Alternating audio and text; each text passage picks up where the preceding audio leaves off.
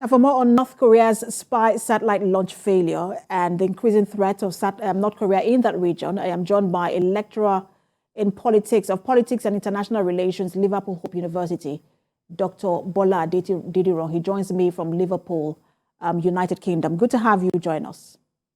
Thank you for having me. So let me start by asking you, because over the years, we have seen North Korea continue to increase its nuclear capabilities.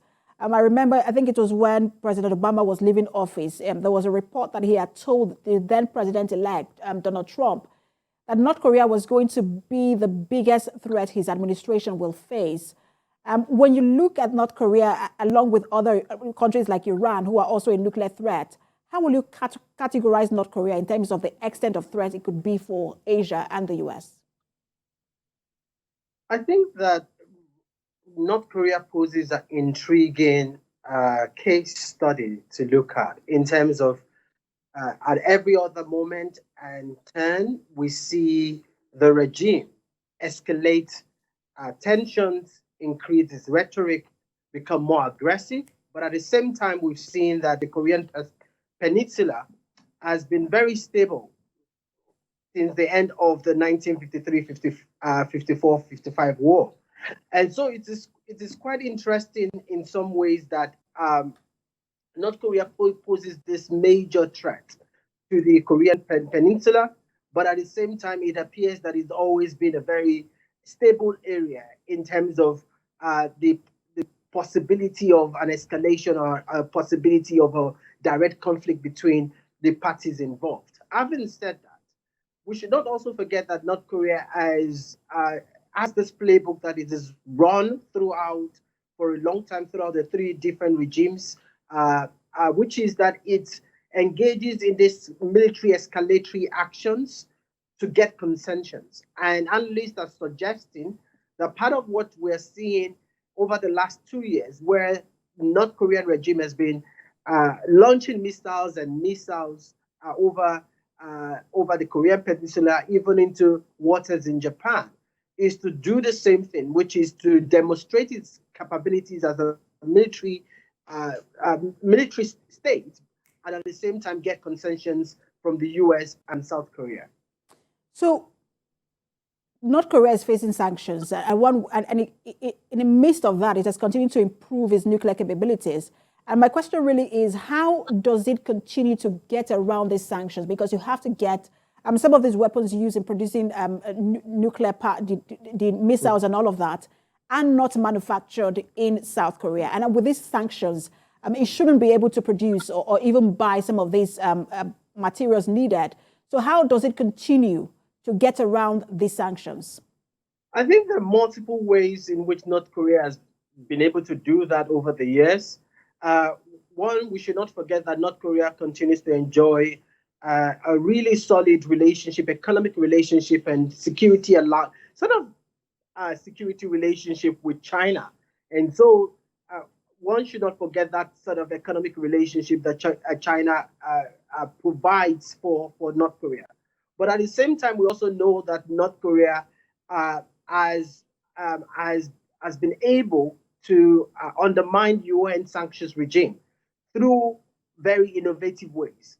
For instance, flying a different flag on its ships when it's trying to get when it's trying to evade international sanctions and international scrutiny. So its ships fly under a different flag compared to rather than North Korea, and this means that its ships are able to transverse international waters without being stopped, without international monitoring forces looking at what exactly they're carrying. That's one. The other thing that we've seen the North Korea regime do is to use its sophisticated hacking team. In fact, there is a report that there is actually a unit within North Korea's military defense system that engages in hacking efforts. So many of the spam messages, many of the fraud that is going on internationally against global financial institutions are conducted by North Korean agents. So North Korea really gains a lot of finance through that. There is also the fact that North Korea is known for, in fact, is one of the countries that is purported to be uh, one of the highest recipients of international slave trade, in modern slave trade in some ways. So there are always several ways in which North Korea evades international sanctions, but also get international finance for most of its weapons programs.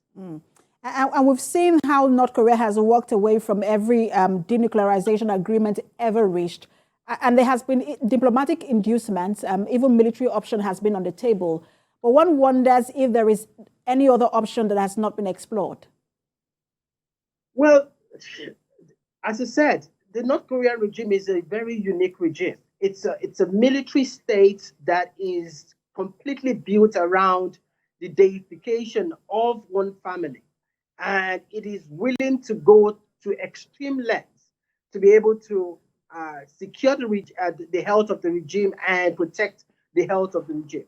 So, in some ways, many of the ways in which international sanctions, international isolation would work on other regimes. And we've seen that with, for example, Iran, where at least they were brought to the table for the JCPOA.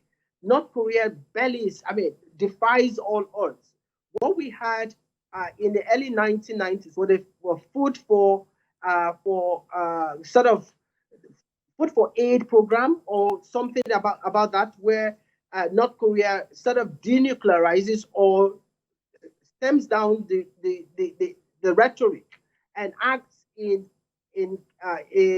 consonance with international agreed plans. But since the Kim, the new president or the new head of state, what we've seen is that there is a less willingness to actually engage with all the back channels and all the ways in which the international community has previously engaged with North Korea. So it's very difficult to see. And we saw that Donald Trump tried a maverick way of engaging with North Korea in 2017, 2018. That didn't work either. So it really becomes very difficult. And we are left with these options where the US is engaging in live drills and increasing its military association with South Korea, with South Korea. that forces North Korea to change its course and tactics. Very difficult situation there, especially in Asia, when you also consider China-Taiwan situation. Absolutely. But we'll continue to see how things play out. Thank you so much for talking to us as always. Lecturer, Politics and International Relations, Liverpool Hope University, Dr. Bola Adediran.